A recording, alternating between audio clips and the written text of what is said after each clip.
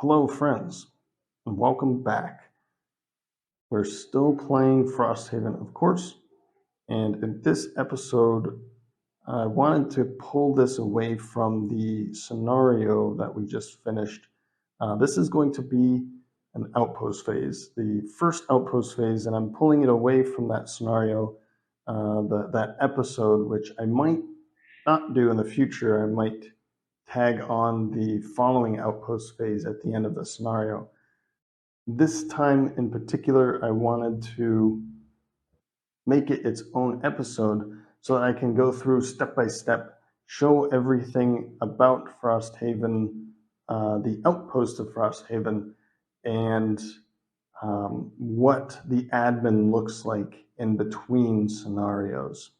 So first, there's a couple things that happened at the end of that last episode, and I need to do that now. I haven't done anything since finishing that scenario. So let me just throw this down here real quick.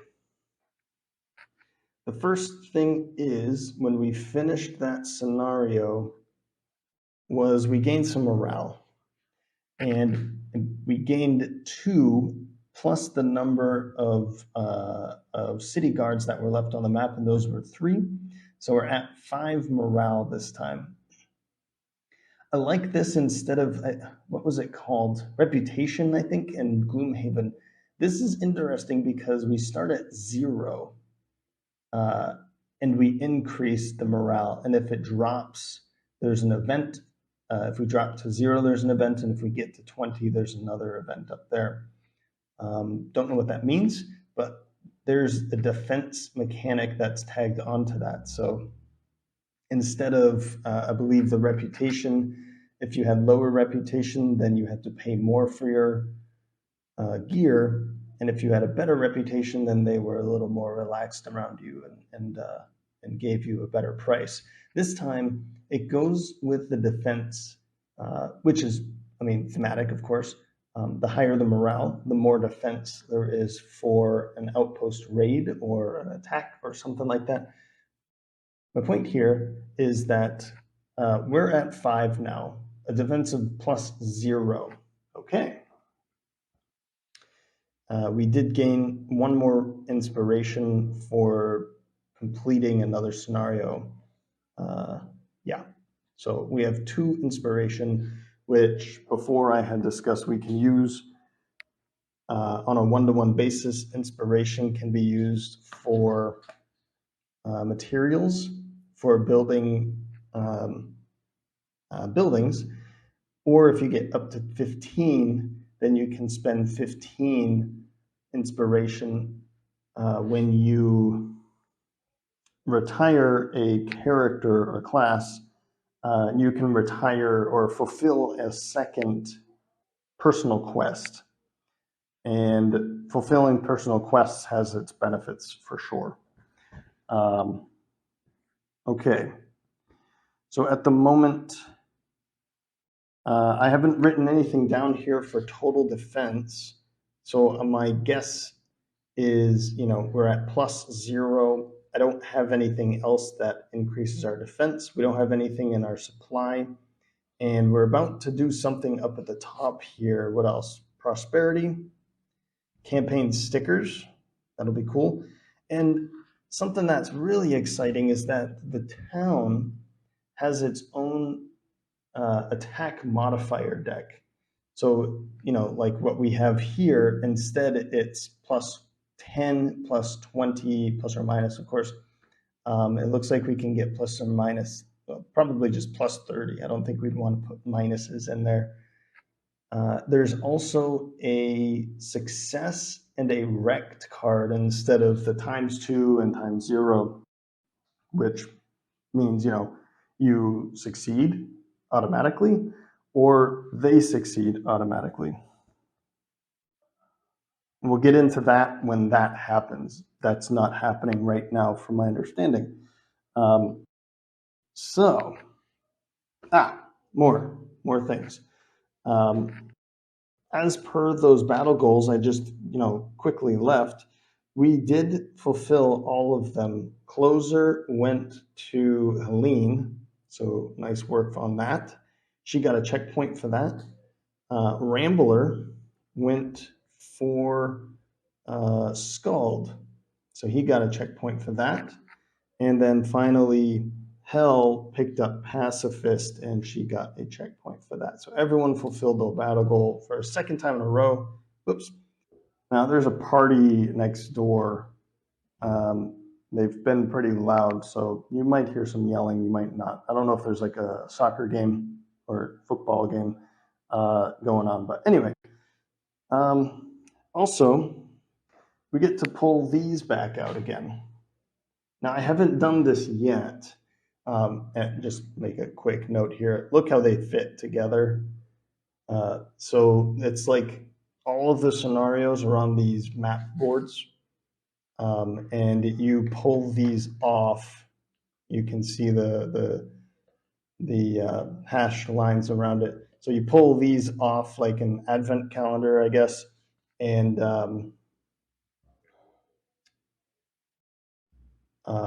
they reveal some information. So one of those things is the town guard, or town in flames, is one that we just finished. It has unlocked 2 and 3, and this little icon next to it with the 2 kind of stripes means we can choose 2 or 3, but the other one will be locked immediately after completion of one of them. So we can go 2, and then 3 is locked, or vice versa.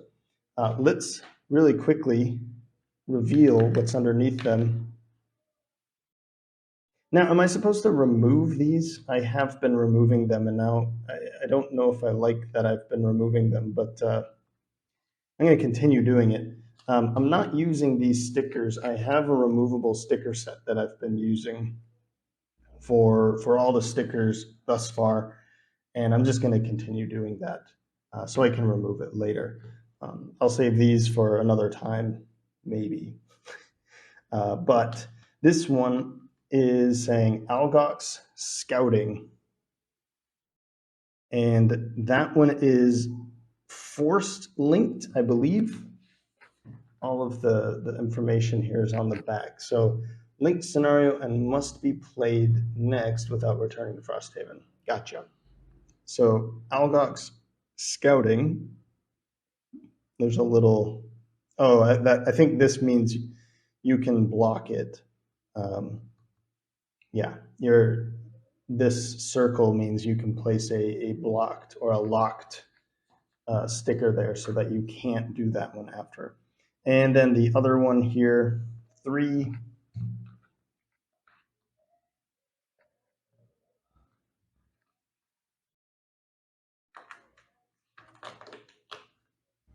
is Algox Offensive. There. Which is also locked. So whichever path we choose, we immediately have to do 4 after that without returning back to Frosthaven. And that's fine. I'm not like, I guess we won't have another Frosthaven or Outpost event, which means what we go into this scenario with is what we're going to be going into the next one with. Which means something probably, but for me right now, not so much. Okay, I'm not going to get into this yet. We'll talk about this later, but just wanted to bring this up for the this episode. Let's put those stickers on actually. Let me pull. So we have 2 and 3 stickers. Are K8 for number 2.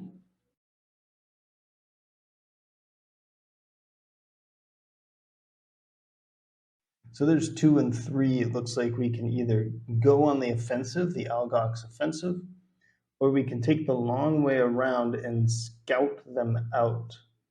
Or are we scouting them, or are we hitting a scouting party? I don't know. But 2 or 3 available just south of Frosthaven. Pretty cool. All right. So now we're at the Outpost phase. As seen here, here are the steps that I'm going to be following for this Outpost phase for this episode. And in the future, I'll probably do this on my own, unless it is enjoyable to watch. We'll see after this, but we'll first do passage of time. And what that means is all we have to do is just check off the first unchecked box of the campaign sheet. So we pull out our our campaign sheet. It is summer, so we check off the first box. That's it. That's passage of time. Each box is a week. And one of my first of probably many questions that I don't need an answer for. I'm not looking for answers for these. These are just kind of questions that I'm asking myself as I'm playing this game. Why is there only 80 boxes? Is this the end of the game? Or can it continue beyond 80? I don't know, because all of these are exactly the same. There's no difference between one and the next. So I assume maybe, I don't know who's going to play Frosthaven 10 times or whatever, but I think there's about 10 sheets in here. But there's 80 boxes, 10 for summer, and then after summer it goes into winter, and we do this 4 times. Again, I'm not looking for the answer. It's just a question that I'm asking myself, and I'm wondering why. Now, if it's in the rule book, then go ahead and let me know. And I just skipped over it. I don't know why I would, but all right. Passage of time. Next, Outpost event. So the Outpost event is we're just pulling an event card from the either summer or winter season Outpost event, the active blank Outpost event pile. Now, I've already done that. I haven't read it. I just wanted to pull it out of the box ahead of time. We're going to do this right now and see where it leads us. Pretentious-looking visitor scolds Captain Olmsted, shouting for all to hear in the barracks yard. Shameful, just shameful. Is this how you greet an emissary from White Oak? It's a wonder you've survived this long at all. The condition of this camp. Outpost, sir, Captain Olmsted interrupts. The visitor looks flustered, then spots your ragtag group. And look at these miserable guards. They aren't even wearing standard issue armor. So our options here are option A, excuse me, we're not guards, we're mercenaries, or fall in line and pretend to be guards. Well, I don't think we're pretentious enough to be like, excuse me, but I don't think that we're here to follow orders either. We are mercenaries. And I believe that Captain Olmsted would be on our side if we were to say something like that in this case. So we're going to go with option A. And how I'm going to do this is I'm going to flip this card over. Let me put the camera down here. I'm going to flip the card over.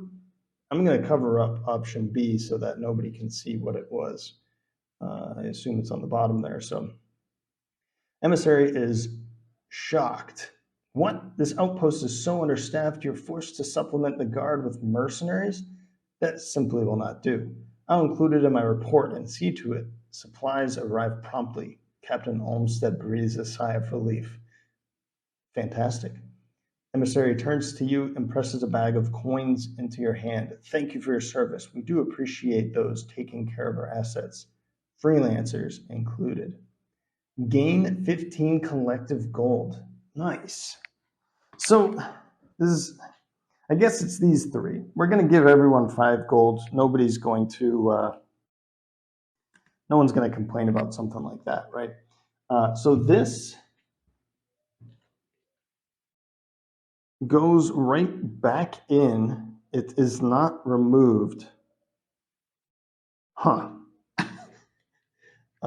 So it goes right back in. I'm going to put it at the end of the active summer outpost events, and maybe we'll see it again in the future. Okay, interesting. So 5 gold each. Let me note that real quick. So we'll move on to our next step, which is building operations with a big sticker here. Interesting to see something like that. But basically, we go through each one in sequential order. We only have 4 buildings available to us from the start. And we'll go through them in sequential order of the number up here. So craftsman, 34, 35 for alchemist, 84 for workshop, and 98 for barracks. And they're all level 1. And if it has something up here, then we have to do it. And if it has something down here in the bottom corner, then we get that automatically as well when we get that, when we get this. So craftsman, no effect. Alchemist, no effect. Workshop, it just says each of the following is an upgrade that can be built in any order. So that's nothing that we have to take care of. However, it says collectively train for the barracks up to 1 soldier for 3 gold and 1 materials resource. We have a capacity of 4, and the effect is advantage and -5 strength for the attack on the outpost. However, in the bottom corner here it says +4 soldiers. So we gain, the way that I'm reading this is we gain 4 soldiers immediately. If our capacity is 4, then we can't do that. Now, my question is that, am I reading that correctly? If that's the case, then we can't do that at the moment. And I'm going to go ahead and note here that we already have 1, 2, 3, 4 soldiers at our level 1 barracks. Am I thinking of that correctly? Hope so. Next is downtime. And for downtime is the normal Gloomhaven stuff. We can level up, retire, create, craft, brew potions, and sell items. Funny enough, it does not say purchase items. It says we can sell items, but not purchase items. I assume sticker 11 or 12 is one of those because somewhere later in the book, it says right here, says purchase items. Items cannot be purchased freely until building 37 is built, which maybe is like a merchant. I don't know. And so we cannot purchase items. Those items that are purchasable that are in the box, it says available purchasable items. Those are only available to new mercenaries. So when we bring in the next 3, we can purchase from there. We can't craft, but we can purchase from there, and then that money is gone afterwards, as per the rules state. Yeah. So I'm going to go ahead and do this now for each of the 3. We're going to start with Helene. Helene, I'm just going to kind of go down in that order. Level up. We do not have enough. Experience yet. We have 26. By the way, I forgot, and I forgot this in Gloomhaven too. I do have one gripe about the rulebook, is that it's very difficult to find in the rulebook that you get bonus experience after completing a quest, a scenario. It's kind of buried in there, and it should have been in bold, to be honest, in the Frosthaven. Because I played, I think, like 10 scenarios in Gloomhaven without getting any bonus. And I was like, when do we level up? This is a game that I should be leveling up pretty often. And why is everyone leveling up and I'm not? That's why. Okay. And we have 2 check marks. So Helene is not doing any of that. We're not going to retire. We're not going to create. Well, we are going to create, but we're going to do that at the end here. Crafting, however, I'm going to craft this crude helmet for her. I was considering doing more. Sorry, they're just that's available. I was going to do another one, but I feel like hoarding right now. So everyone is getting one item, and we're gonna go into whenever the next scenario that these guys play. That's what they have going in, because at the moment she has one wood, one iron, and one hide. I think I keep calling them skins. One hide, and I felt like I could do like another one, but I'm just gonna do this crude helmet. It's a weaker iron helmet. When you're attacked, treat any ×2 attack modifier card the enemy draws as a +1 instead. Well, that is better than a ×2 for sure, but it's not a 0. It's a +1. I'll take it. I'll take it. So it's not something that exhausts or anything. We use it all the time, which is pretty cool too. So that is going to go into her inventory for the following scenarios. We do have to mark off here that we used an iron. So there it goes. My apologies. I think you can read all of this, but I like to write really light so I can erase later. Easier. Craft items, brew potions. Whoops. That I can do, and I'm going to do right now. A rock root and a thistle something. I can't remember what that's called, but I remember rock root. That's good. And the oak kind of leaf. So we can do that. Let's pull this up here and find those two. We have rock root and that. So this, I'm going to need 2 hands, I think, to get it, but this is going to get popped off right now. I'm going to see what it is and gain that potion.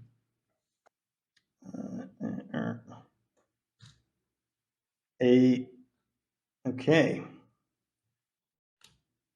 Renewing potion.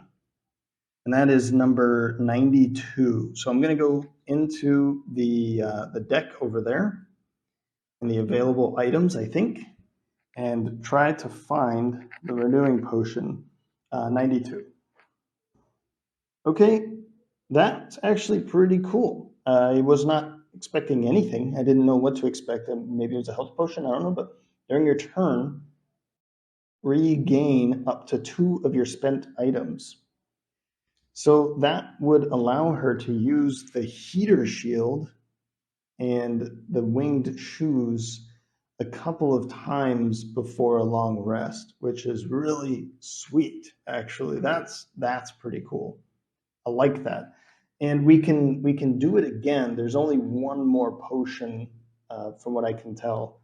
So she's now a little bit decked out, which is good. And I need a lot more where that's coming from. So yeah. So we're now up to a helmet, a hand, a foot, and 1 pocket item.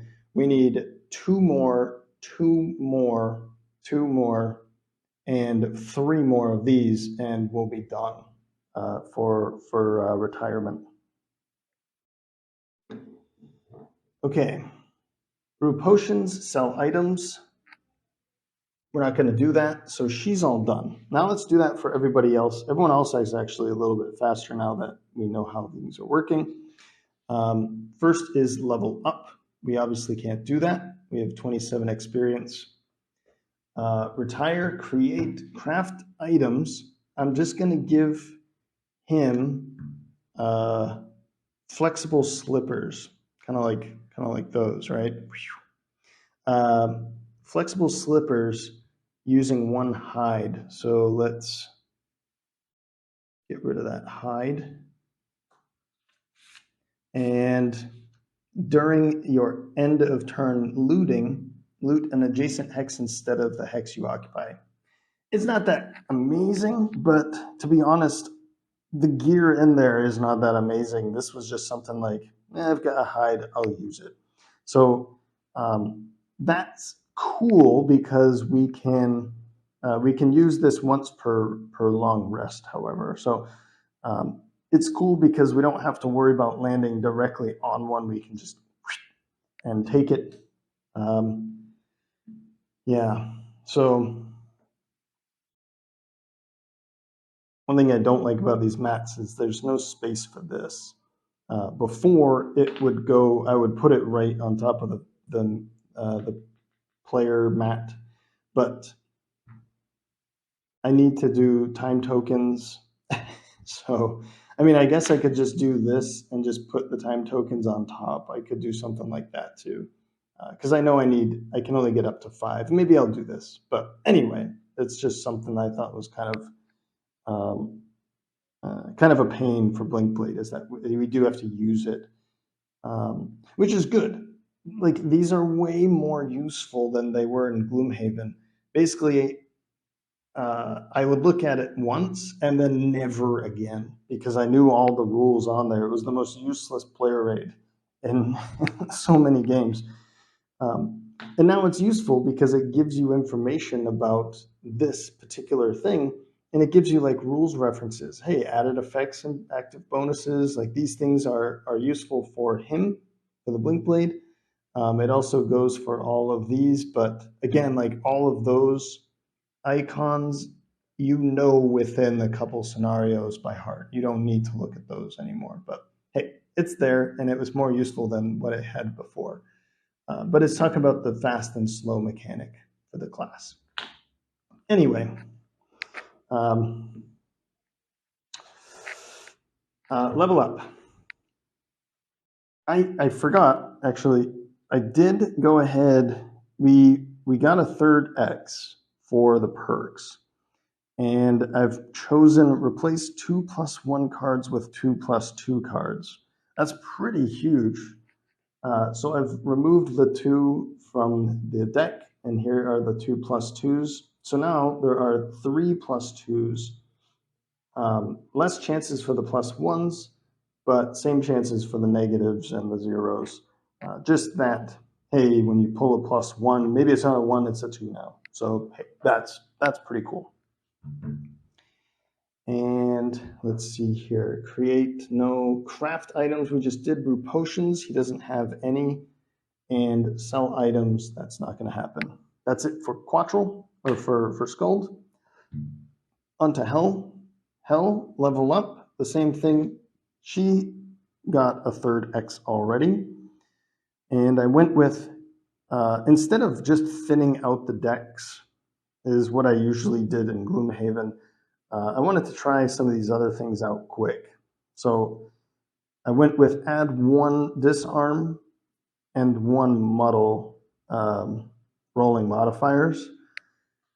So yeah, it's a couple more cards. It's not thinning out, but come on, whenever we pull these, it's going to be good because I said before, she's not a huge finisher. She's more of someone that softens them up. So if I pull these, I'm typically not expecting to kill the enemy, and these are both pretty good bonus effects from an attack, especially when it's a surprise. Level retire, create craft items. I'm going with protective scepter. During your turn, grant 1 ally within range 2, shield 1 for the round. I'm hoping that she can go fast enough to do this for, well, if these 3 go out in the future, for Helene, because she should have 1, maybe 2 other shields going at the same time. So a third shield, pretty frequently, we can reuse this too, which is pretty huge. The one downside to this is that it has to be an ally. And you are not an ally to yourself, so we can only use it for the other classes. We cannot use it for ourselves. That's fine. We just have to be able to go fast when we're planning on using it. That does cost a wood and a hide. So let's get rid of those.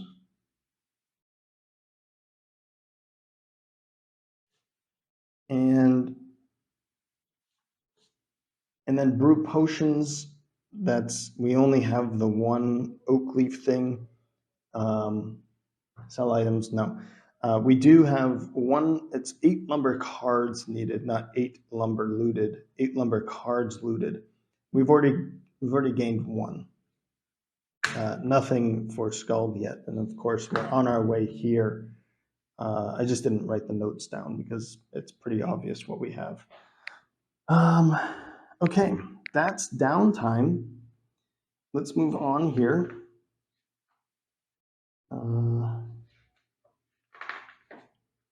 For potions, sell items. This, whatever sticker 14 is, I'm pretty excited about that.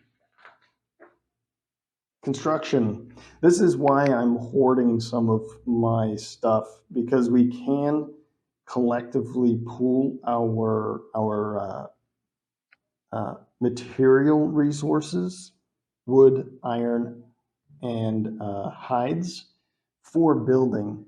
We can use what's in the Frosthaven supply whenever that happens, and we can add in, what everybody else has. So at the moment we have 3, 4 wood, 2 iron, and 1 hide. Now we can upgrade a couple things with that amount. We could upgrade the craftsman. We have 4, 2, and 1. We could upgrade the craftsman, which to me seems like a really good one to upgrade quickly. The alchemist we could do, which I'm kind of okay with not doing for now because it says brew 2 herb potions. I assume at the next level that you can do maybe a 3 herb, or maybe you can brew 2 herb potions. I don't know if it says potions, so I guess we're able to brew as many potions as we want. But yeah, I don't know what it means to bring in. There's only 2 and 3 herb potions. So at level 2, what are we able to do differently? But I'm not too excited about that. Unless there's can you purchase these? That's a question that I don't need answered, but I'm looking forward to finding the answer in gameplay. Then there's the workshop, and the workshop has these things: boat, sled, and climbing gear. And I assume these are transportation mechanics that we need for something. For maybe one of the scenarios, you need a boat to get to, which totally makes sense. Gloomhaven probably needed something like this, but it's fine. We ended up swimming underwater, breathing underwater. But the sled we can construct. Do we need the sled right away? I don't know. I'm going to say no until we see that we need it, and then we find a way to get it working. So I can see a reason to get the craftsman up and going quickly. Am I going to do it now? I don't think so. I don't know. See, this is the thing, is I feel like I should, because I can. Because I'm not crafting a bunch of stuff and I have leftover resources, so I should build something. And going through this deck, there's a couple things in here that I see okay, in the future, that. But if I upgrade the craftsman, let's do it. But I want to talk about a couple of the things that's out here. If I upgrade the craftsman now, do I get more items? And I think the answer is yes, but do I want those items right away? Like, am I able to create a lot of those items right away? I don't know. I would think so, right? I would think so. Now, I don't think that's a good idea, but I'll do it real quick. The reason why I like an argument for not doing the craftsman. Why would I? Yeah, why would I not want to do that? Well, there's other things on the board that I can build, but can I build it right away? I don't know the answer to that question either. I feel like, let's see, there's one on here that I know I can build. The mining camp. I can do a wall too, but I can only do the wall J. So wall J says 4 wood and 10 gold. So I could do that. I could do the mining camp. Is that 5? But my question is, can I? Or do I have to wait until it says build walls and mining camps? Because it says to upgrade. Where does it say that?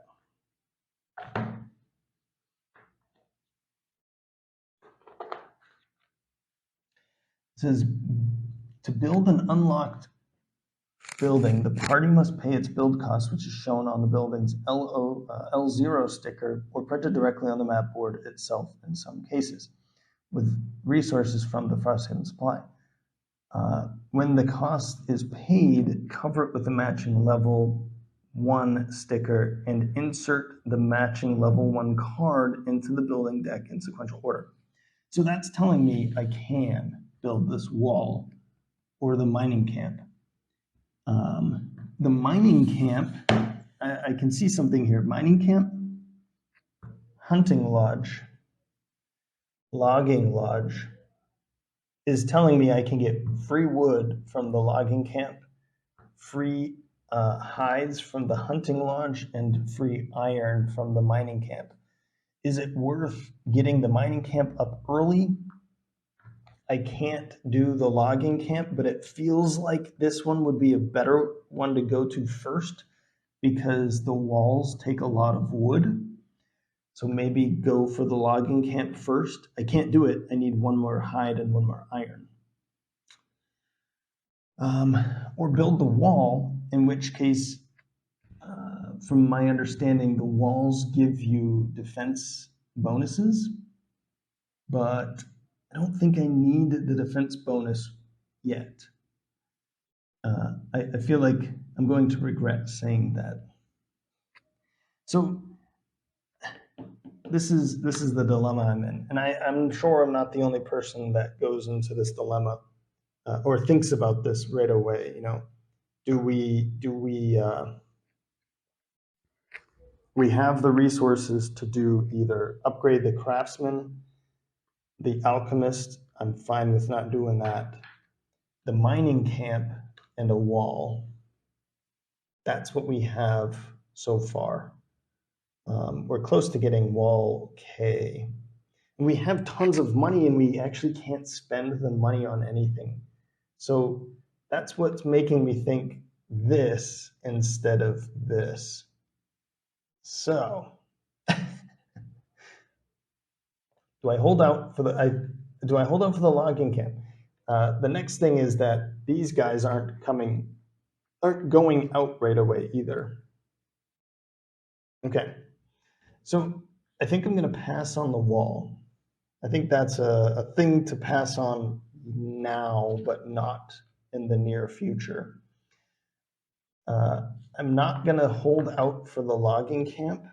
Let's do the mining camp. Why not? Let's do something, and I'm going to do the mining camp. That takes all of my resources away, and I'm not going to do the craftsman yet. I feel like I'm going to regret that though. But I want to get another building in my deck here so that maybe we get more benefits from it. So I'm going to do that. I'm going to do the mining camp. I don't care. It's just a game, right? Is what I'm going to tell myself. But I feel like there's a good reason to just get it and move on. So it says 5. When this cost is paid, cover it with the matching level 1 sticker and insert the matching level 1 card into the deck. Oh, we can only do one. Right.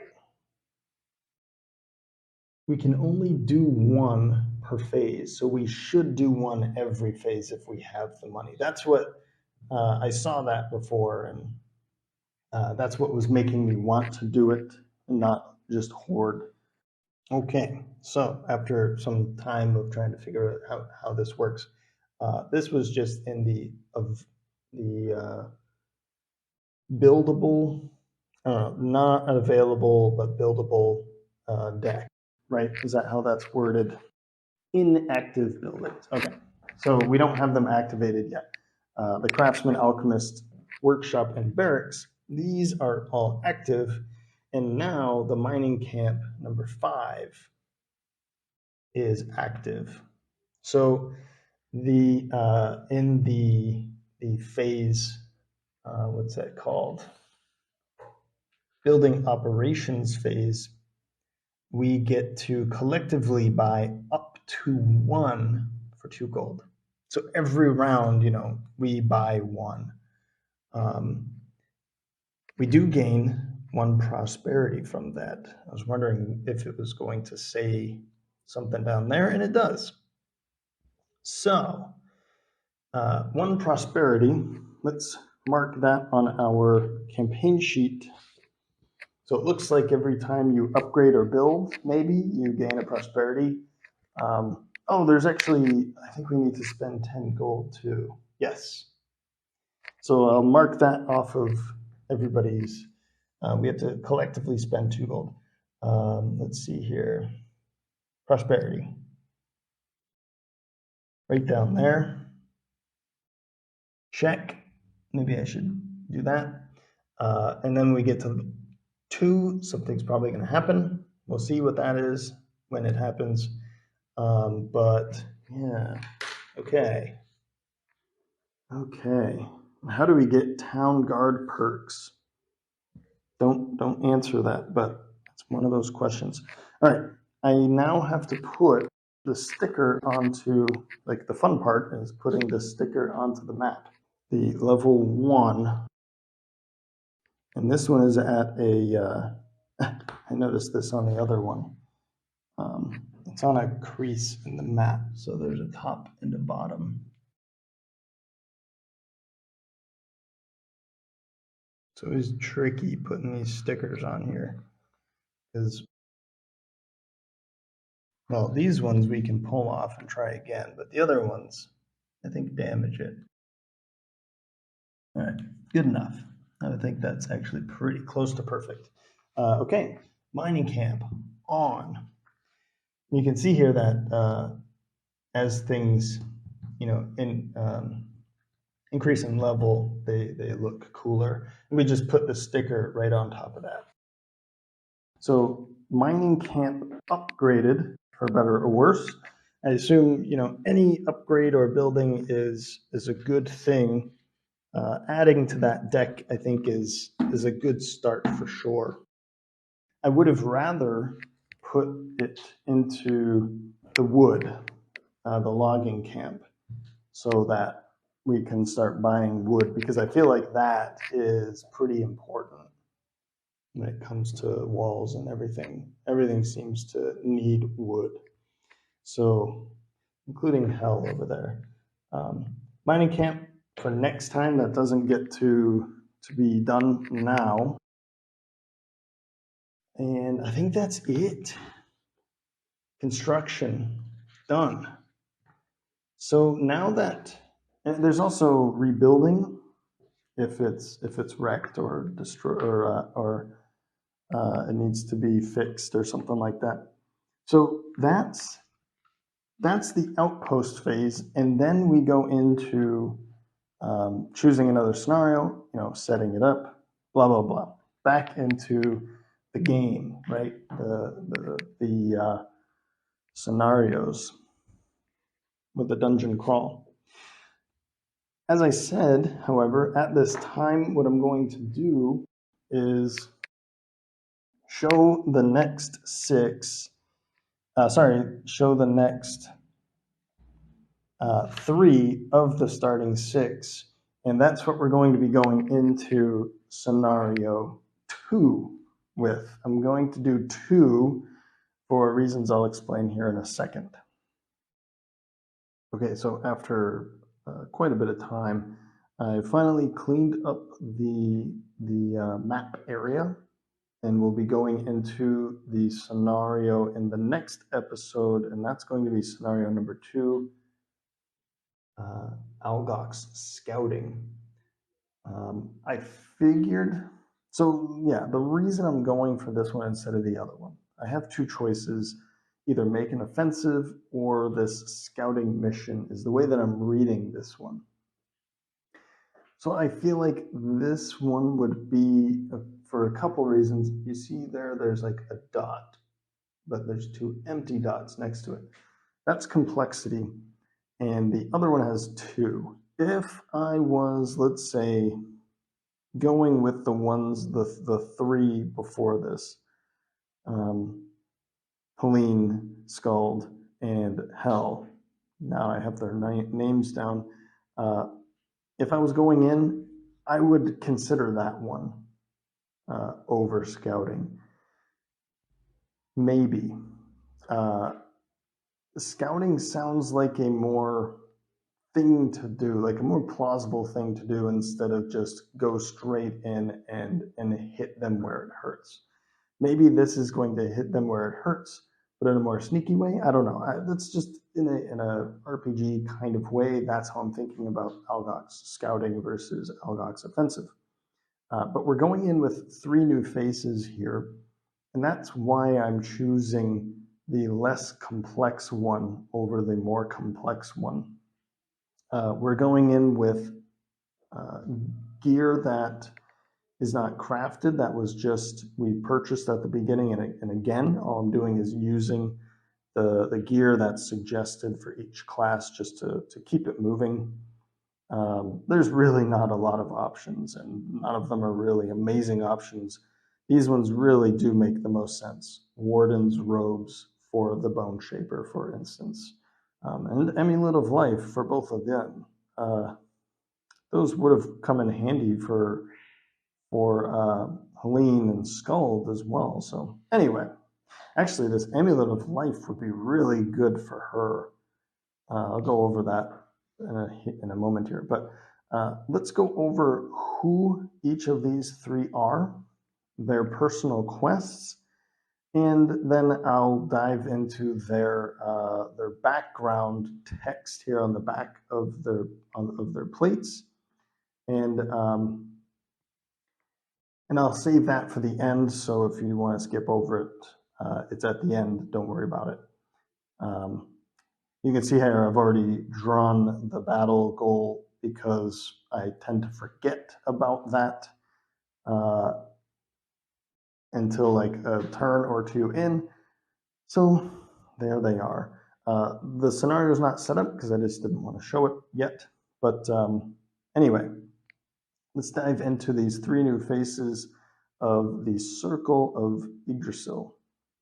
First is the Inox, or Inox, depending on who you want to be, Drifter.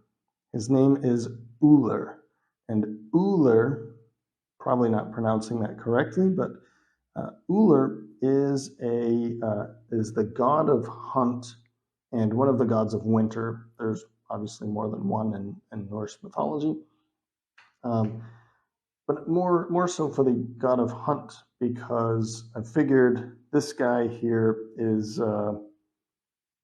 he's the jack of all trades kind of guy, so he'd probably be a decent hunter. Is kind of why I went with that.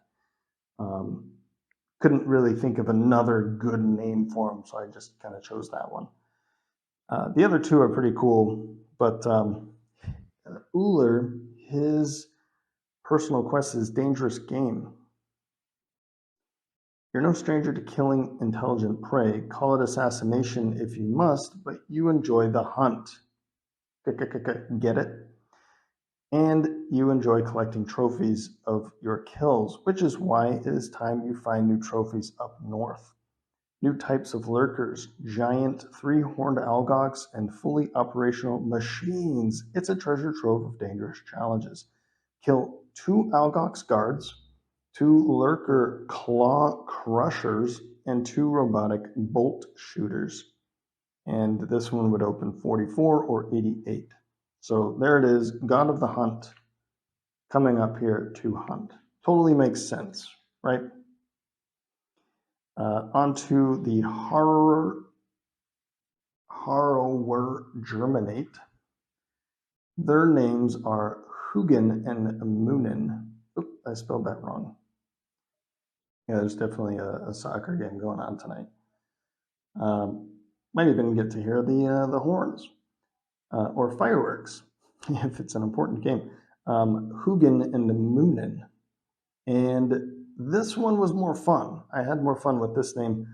Basically, Hugin and Moonin are they're 2 ravens that fly around Midgard and report to Odin.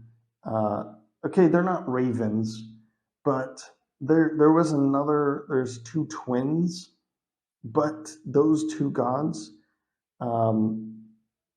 have some very, like, one of them is god of winter, and another one I believe is like one of the battle ones, but I feel like those names would be better for someone that's not unlocked yet. I don't know what's unlocked, but I figure a god of winter, there's gotta be something in Frosthaven that would be a good god of winter. I would think, anyway. Maybe I'm totally wrong here, but all right. Their personal quest is life lessons. Life is all about the experience. It is fleeting and really only meaningful on a very small scale to you and those in your immediate surroundings.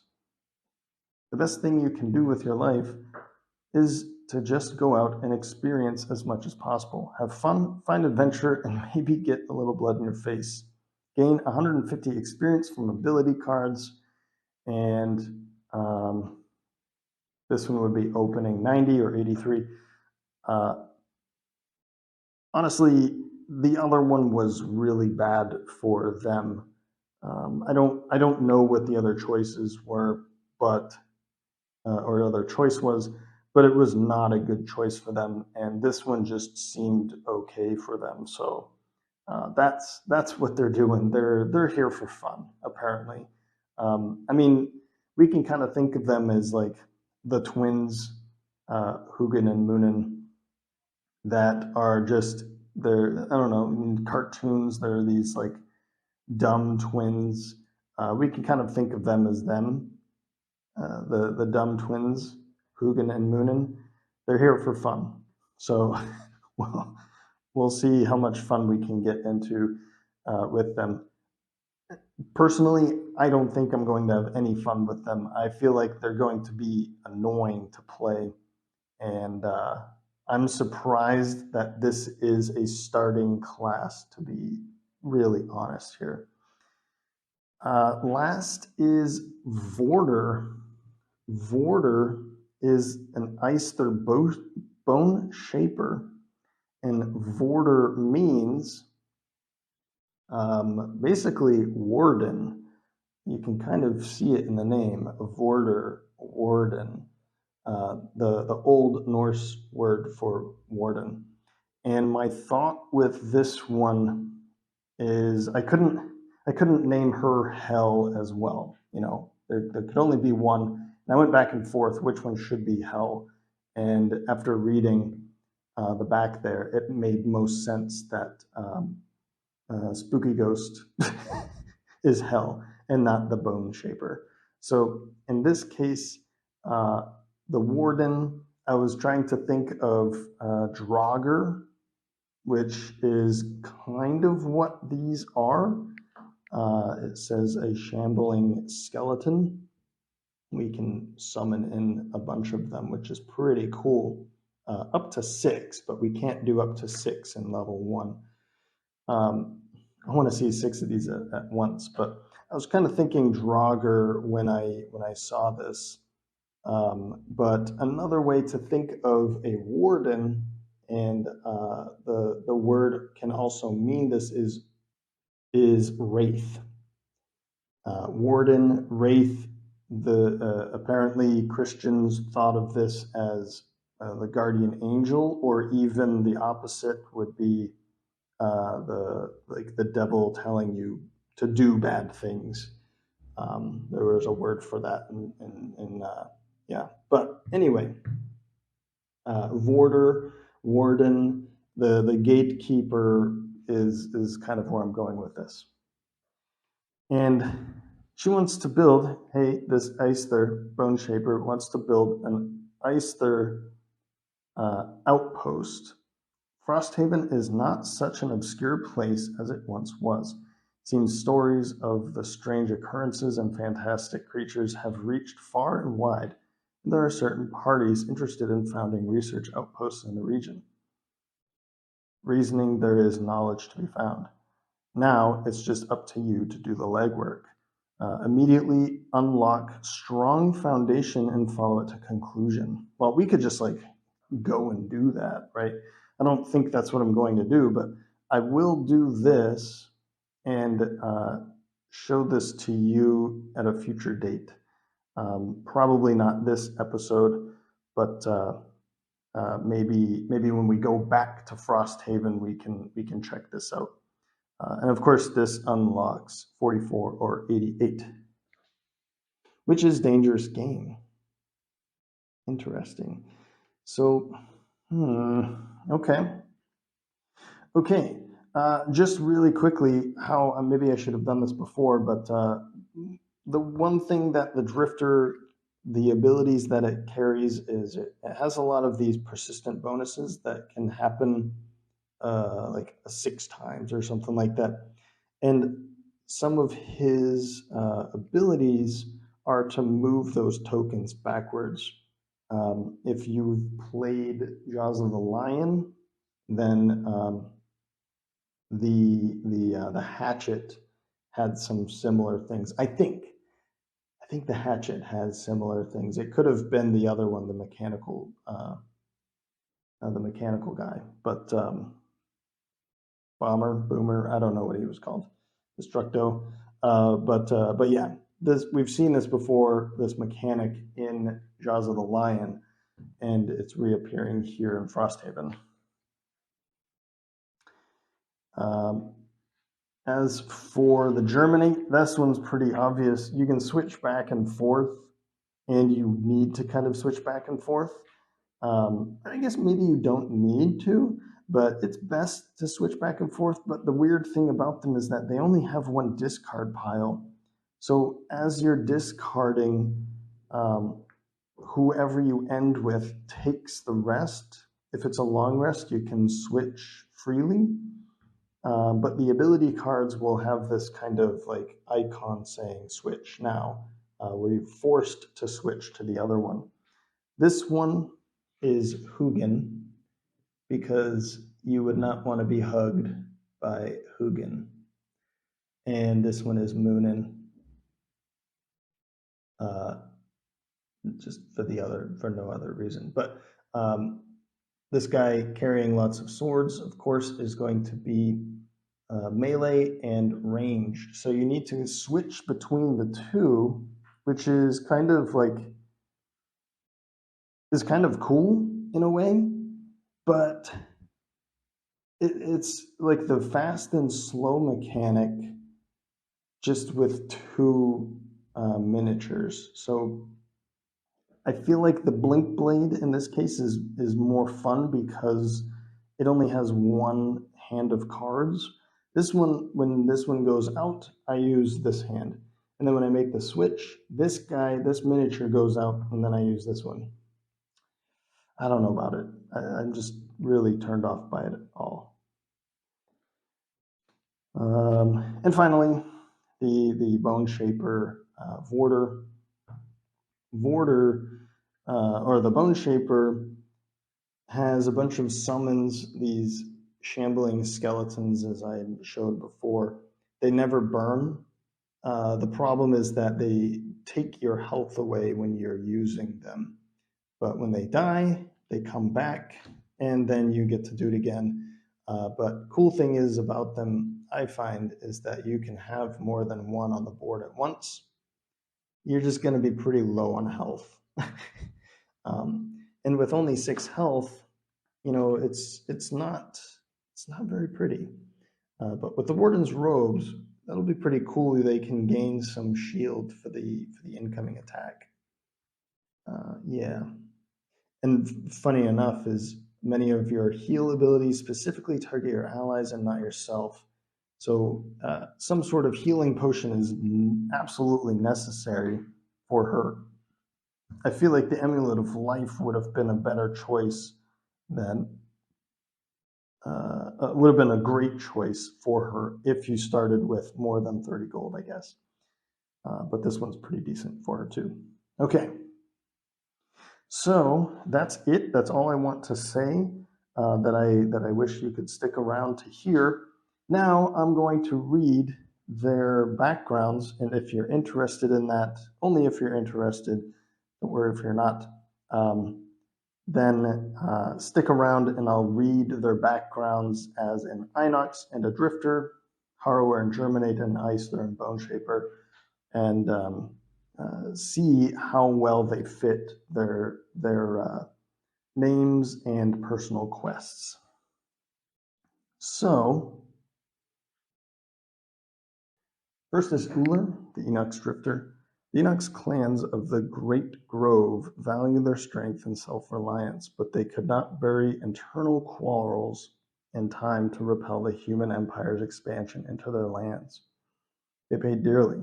Some Inox have retreated deeper into the most defensible areas of the forest. Others venture into the civilizations employing their great size, woodcraft, and performative traditions in a variety of occupations. In fact, it is common practice among many clans to send their young warriors off into the larger world for a year so they can find themselves and discover their passion. Some of them never return, lured away by city life, or in rarer cases, discovering that their passion is the wilderness itself. These Inox revel in surviving off the land without allegiance or responsibility. They are the drifters, and there is no better place to test their skills than the north. Yeah, so Uller, the god of the hunt, dangerous game. This is a perfect drifter name for sure. Harrower, or sorry, Hugin and Moonin. A harrower is not one single life form, but rather a swarm of thousands of insects gathered to form a hive mind intelligence. Their existence, in fact, predates all other sentient life, going back to the volatile early ages of the world. They have always maintained their distance from the operations of humans and other species, concerning themselves with their own desperate machinations.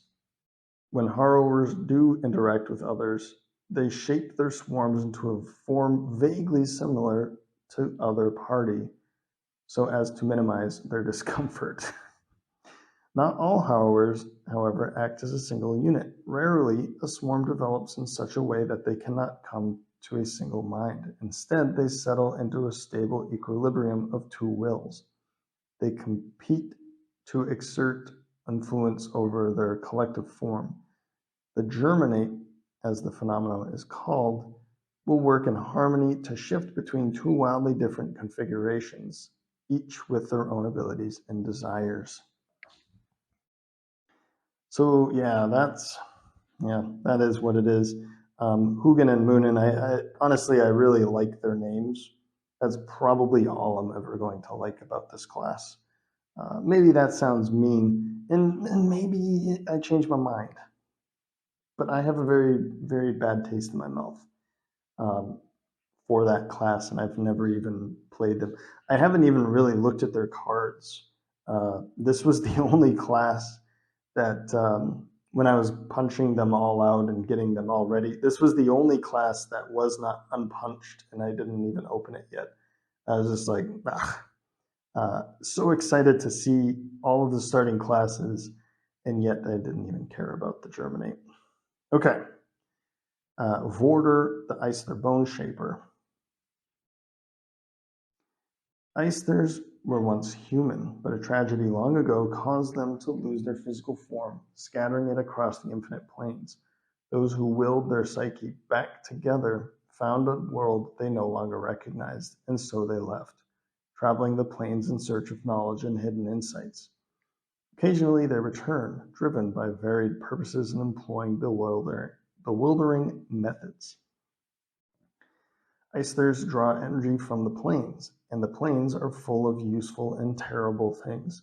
Bone Shapers are able to tap into the wells of life found in other planes and infuse them into living things on this one, or at least things that were once living. Invariably, some of the Bone Shaper's own life force is transferred with it, and many go mad through the constant push and pull of life and death. Very few are capable of taming the wild energy and shaping it to their own will.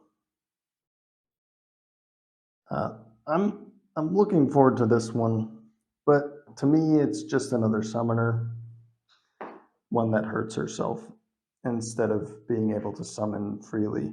I guess it's nice to be able to get those cards back, um, so I can use, let's say I use the top one once, it dies, and then I can freely use the next one. So on the next 3 sources of damage to you, negate the damage. Hey, like that's awesome. And the fact that I don't need to burn life and death because of that top ability, I get to use that later. Uh, like that's pretty cool. I'll take that. Um, that's a move 4 that doesn't get lost because I went for the summon instead. And Damned Horde is Curse 2 at range 2. Again, I get to use that card even if I was to use the top ability. I get this back, get experience for all of them, right? Yep. So that's pretty cool. There is one other. There's a Wraith, yeah. Angry Spirits is in here as well. This one does get burned though. Um, but it carries with it, it's a weak living spirit. It can fly and it has 2 shield. That's pretty awesome. The bottom ability. On the next death of one of your summons due to damage from an attack, the attacker summons 2. That's cool. And that's well, okay, we get to use it. It's used that once and then discarded, and then we get it back. That's pretty cool. I like things like that. Okay, well, that's going to end it for this episode. I hope there was a lot of good, useful information in it about the Outpost and about, Norse history, perhaps, and our next starting 3 classes that we're going to be using in the scouting mission on the Algox. Or is it that they're scouting and we receive them? I don't know. We intercept their scouting. I don't know. I think we're going to scout them instead of offend them or attack them.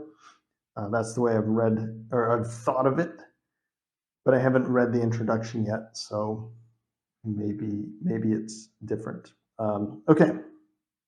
that'll do it for this episode. I hope you enjoyed it. Let me know by leaving a like or a comment. And with that, thanks for stopping by, and I hope to see you next time.